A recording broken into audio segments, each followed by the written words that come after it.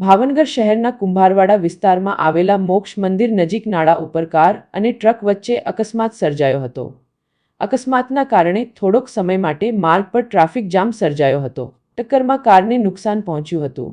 જો કે સદનસીબે આ ઘટનામાં કોઈ જાનહાનિ થઈ નથી।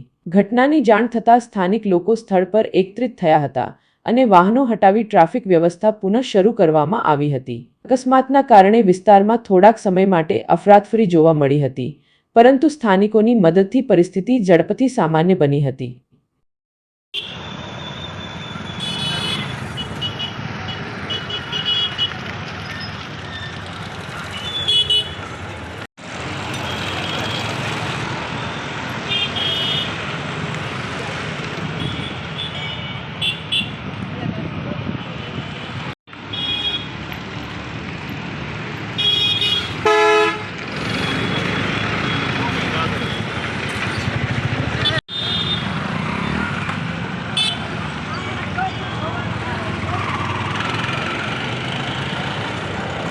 તો આપણે કામ જ છે।